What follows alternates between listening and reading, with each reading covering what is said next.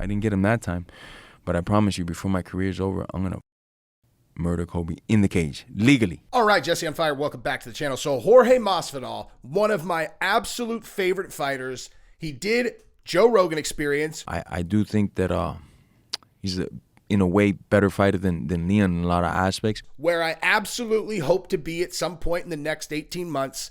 And we're going to talk about it because Jorge Masvidal, in case you guys haven't heard, is fighting at UFC 287 on April 8th against Gilbert Burns, an incredibly tough fight. And so I wanted to know, where's his head at, dude? It affected me, bro, bad, you know what I'm saying? Like, where's his head at? How does he look emotionally, mentally?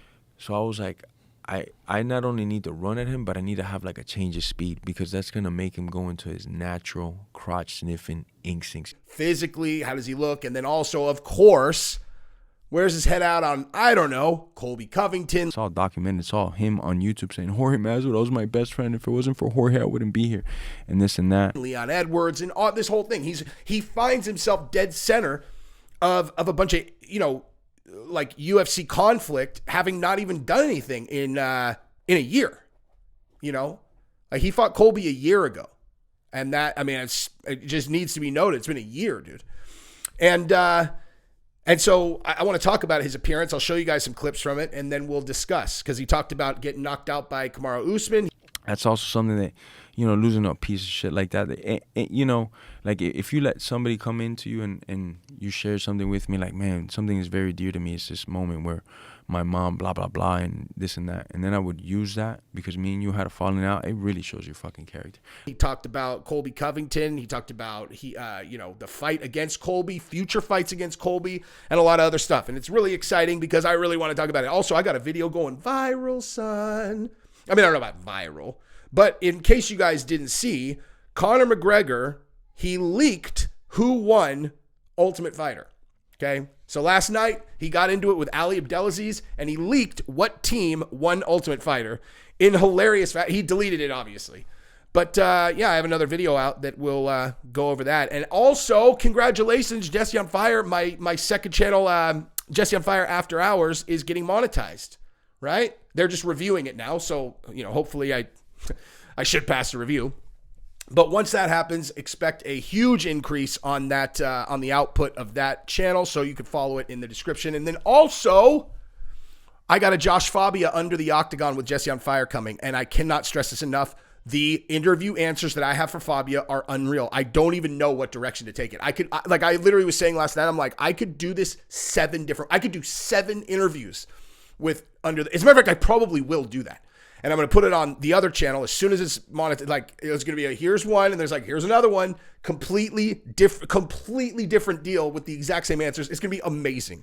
So look for that. Under the Octagon with Jesse on Fire, when I do Josh Fabia, is going to be gold. And then I'm going to incentivize all of you guys to share that on social media. Like, if you share, as a matter of fact, even now, if you share the Jorge Masvidal Under the Octagon one that I did the other day on Instagram, and you tag me, I will reshare your share in my stories. So that goes across the board for everybody. I don't care who you are. I will reshare it in my stories 100% of the time. So if you share that video, Under the Octagon with Jesse on Fire, Jorge Masvidal from a couple days ago, it says like whatever about Colby, I will reshare it on Instagram, and I will retweet it on Twitter. So just an open offer to you guys. Also, if you haven't subscribed to the channel, please do that. I just asked this, like, as a friend, dude, I literally record these like, you guys are my friends. That's why I say it's a gentleman's agreement, shake on it. So please go ahead and subscribe to the channel. I appreciate you guys doing that. I have had tremendous growth in the last 48 hours, and I appreciate that from you guys. Please continue that. And thank you, Yo Kratom. Yo Kratom, the greatest source of kratom on the internet. If you use kratom, I'm not suggesting you start, but if you already do, $60 kilograms, $110 kilograms if they're capsuled. YoKratom.com. Check the link in the description. Okay, so we just talked about 1,000 things that were not Jorge Masvidal, but we're about to get down like a clown, Charlie Brown. So where to start, right? So Jorge Masvidal looked good to me, right? He looked sharp. His hair's done nice. Like he looked really sharp. He looked really confident. He looked really good, you know? Like I feel like, you know, like as an example, in the interview that I used when I did the fake interview with him, the Under the Octagon with Jorge Masvidal, that interview that he did that I was chopping clips from, I don't know, man. Like, he just didn't seem like himself. I feel great spiritually, physically, mentally, but I think this is for generations. I'm gonna say I love getting punched in the face, but I don't mind taking some shots to give you something that'll end you. Maybe you've been thinking about some stupid shit for like a month and you're gonna say it to me now, but he froze up every single time. And these were like a lot of encounters we had off camera. Like, I remember I saw him and I was like ducked off in a corner, and he was walking by this, so I'm like, bro, I'm just gonna spring up on this dude and scare the living shit out of him. So I did, pop up on him, hands behind my back, literally short circuit. Hey, Masvidal, I heard you're a very tough guy. And what's funny about that is that interview came from the pre-fight from his Colby fight, right? It was an interview that Michael Bisping did with him, and this is obviously, you guys all, I mean, if you guys are new to the channel, then you won't, but anybody who's been with me for a long time knows I was a 100% believer that George and Colby's beef was not real, that this was a conflict that was fake, and they manufactured it to build hype for their eventual fight because they're best friends and blah, blah, blah, right? And so right after the event, this is before the steakhouse incident, this is, I was talking to Anthony Smith. This is when me and Anthony first like really started talking all the time. And he was saying, he's like, dude, he's like, there was something off about George that week. He's like, I could just tell, man. He's like, there's something like off, you know? And he's like, and then I realized it's just, he hates Colby so much. And I'm like, maybe, or it's because it's not real, you know? And so he's having to like do this thing that he doesn't normally do. Whatever. And then, of course, the steakhouse thing happened. And since then, I just sound totally crazy when I entertain the fact that it wasn't real. But whatever. We're not going to talk about that today because there's no point. So, but that interview, I see what Anthony saw now. I hadn't really watched that. It was like, dude, like George seems like off, dude. And it's very easy to look at and be like, yeah, dude, this certainly can be interpreted as he is so mad. Like he hates Colby so much. And you could just see like, this is not a good mindset to go into a fight. And anybody who like has ever competed in anything, especially fighting, knows, you know, or if you've even just listened to Mike Tyson talk about it, it's like that sullen, angry fighter. That's not it, dude. You want that loose, confident guy, you know, not like I'm pretending to be loose, the genuine in your soul, loose, confident guy where you're happy to be there. You love fighting. You're excited to compete. You're not afraid of losing because you're just happy to be there and you're confident in your skills. It's like, that's the most dangerous fighter. You know, if a guy has lost a couple fights and he's nervous about losing, that's obviously no good. If a guy really genuinely hates the other guy and can't control that emotion, like, I think Khabib is the best example of someone who genuinely despised his opponent. But as you could tell by how the lead up to the Conor fight and then after the Conor fight, he was one of the most professional, you know, participants in a combat sport like that ever. He just was able to control it, you know, stay calm. Conor was trying. Conor's a mental warfare genius, and he was trying to make him mad. Why? Because suddenly Conor doesn't understand the game. He knows if you make them mad and you make them hate you, they're not going to perform as well, right? And so you apply that to George, and, you know, for this, like, so if he hates Colby that much and he looks like that in the interview, he's like, man, I'm just going to crush his head. It's like, that's not good. Like, that's not a good mindset for going into a fight. So when I watched him talking about the Gilbert Burns fight, I watched him talking about the Kamaru stuff. He just looks like he looks loose. He looks confident. He looks great. And him being one of my favorite, I mean, like, dude, George is one of my favorite fighters ever. I love George Masvidal. But before all that happened, I already knew he wasn't a good person because my striking coach, this is when we cut ties, me and him. My striking coach trained him from his amateur all the way to his Rafael Dos Anjos fight. And he did a handshake deal with him, 5% on your fights. You know, if you make $1,000, you make $500,000. 5% is what you're going to pay me because that's what Joe Romero pays me. That's what Jorge Masvidal pays me. That's what all the guys that train with him pay him, you know, and he's like accessible at all times. He will drive an hour this way, drive an hour back that way, and just give you all his knowledge. And that's what he wanted, you know. And they shook hands on it. As soon as Colby made money, what did he do? Didn't pay my coach. So since then, I was like, bro, I want to fucking take a bat to his fucking neck. And my coach is like, don't do it, bro. You'll fight him, and that's how you'll get him for both of us, you know. I really do. Like I really just I like him as a person. I realize people are like, oh, well, he attacked Colby, whatever. Like, whatever, dude. Like, he's from a different place than you guys are. Like the idea of George getting in a street fight and that's like crazy. I mean, it's, again, all these fighters. Oh my God, he attacked a guy outside the. Conor punched an old man. It's like, I mean, yeah, he's got a bunch of money, but he's also like he's crazy.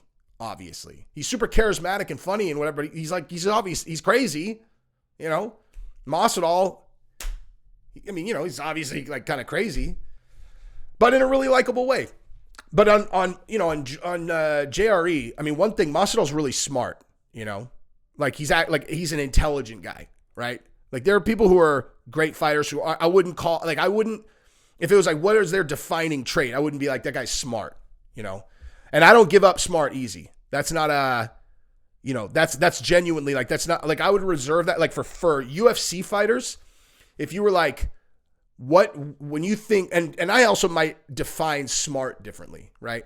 But it's like, cause it's like a combination of intelligence and, emotional intelligence, understanding people, so on and so forth. So you're like, who do you think in the UFC, who do you think of as smart? I would say Anthony Smith, super fucking smart. John Jones, super fucking smart. Masvidal, super smart. Conor is really smart, but he's like so crazy it's hard to even, he's obviously very smart. Who else? Now I'm just like going through the division, Like I don't want to use anyone specifically to show you like I think that guy's like not smart, but there are like dozens of people that are going into my mind. I'm like not smart, not smart, not smart, not smart, not smart, not smart. But anyway, so George is smart and well spoken, and he looks calm and he looks collected and he doesn't look nervous about this Gilbert Burns fight. He looks like he's in great shape. He's confident. Again, Gilbert Burns, I have always said this, I think is like one of the, unless you have one very specific trait, which is the ability to wrestle well enough to nullify him getting it to the ground, if you don't have that, he's a nightmare, dude.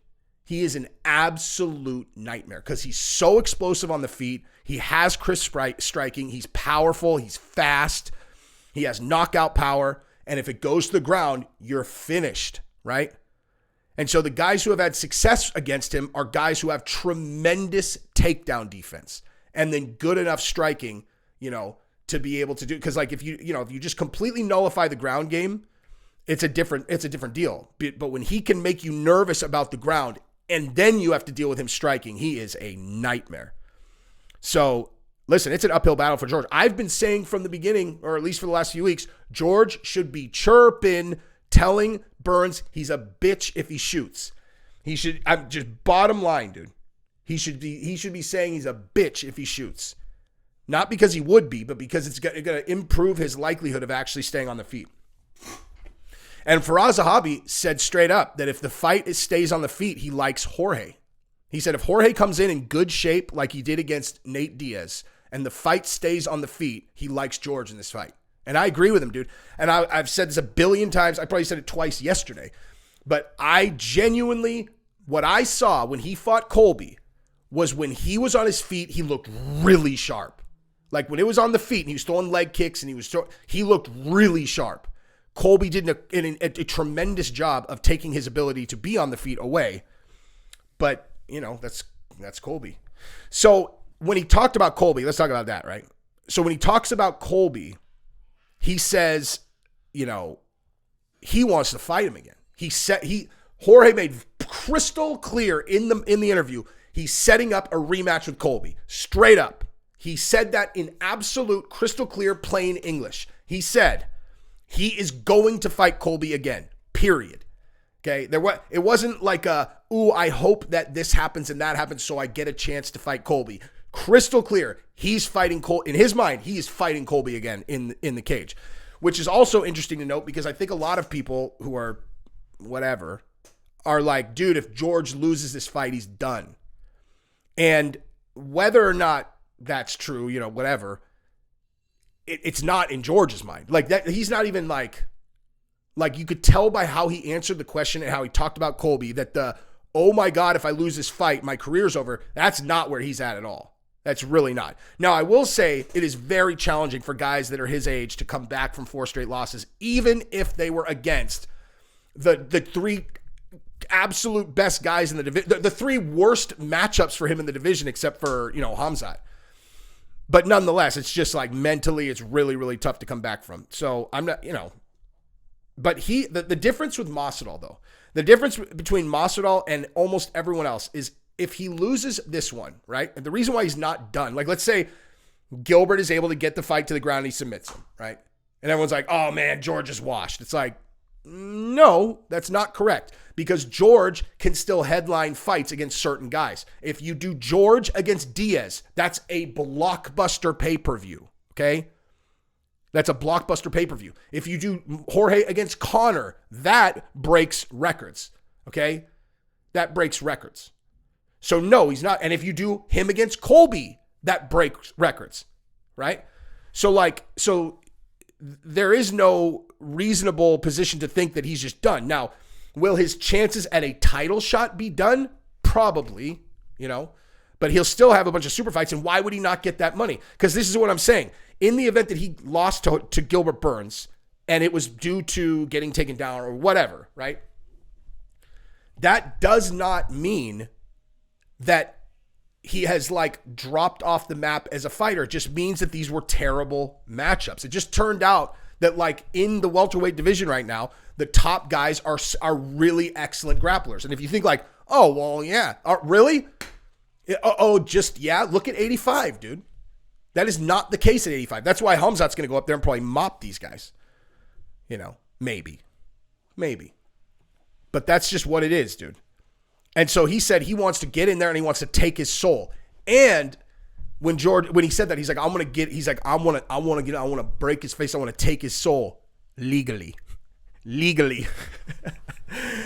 And then Joe asked him about the steakhouse incident, and George is funny, man. He's like, allegedly, allegedly.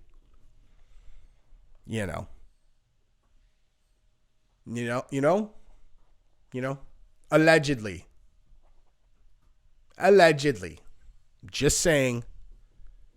I'm just saying. God, it would be amazing if they were juking this thing, dude. Still, it would be it would be the greatest thing ever if this really was a work, dude. I don't think it is anymore. I certainly wouldn't say it on the channel if I thought it was. But it really, everybody would have to acknowledge, I'm not saying that it is, but if it was a work, this would be the single greatest hoax in the history of combat sports. And the most lucrative one if they fought again. Anyway, I am very, very excited to see how this whole thing shakes out. I really hope. I love Gilbert Burns. I really genuinely do. Gilbert Burns is my dude. But Masvidal's my dude. I will never root against Masvidal. Absolutely never. I love that dude. And yeah. Hopefully he wins in Miami. Hopefully we meet him after the fight. And hopefully if he saw the interview, he's not actually mad. I'll be like, dude, did you read the first thing? I said, George is my favorite fighter. He can't get mad at me. He's all, well, I am. Be like, come on, dude. Really? Jeez. It hurts my feelings. He's like, you did a fake interview and made me look crazy. I'm like, no, well, actually, but it was a joke. I thought you'd think it was funny. He's like, I don't. I'm like, well, fine. Well, Chael said that he thought that you'd be a good sport as long as you were paying close attention. That's actually what Chael said. I said it to him, I was like, George will be a good sport about this, right? He's like, as long as he was paying attention, you'll be good. I was like, okay, cool. Hope he paid attention if he saw it. And I love when people are all, dude, you really think George is going to see it? Yes, I do. Because every time I do a video about anyone, they always see it, dude. So fingers crossed. That was me actually just being like, hey, let's be friends. That's, He's all, I don't like friends that tease me. I'm like, yeah, you do. No, I don't. Well, I'm with the Dolphins coach, so you can't hit me. Okay. That would be super unprofessional. And this is one of my really good friends. You don't want to beat me up in front of the Dolphins coach, dude. Come on. Anyway, love you guys. Subscribe to the channel. Go follow my other channel. Peace.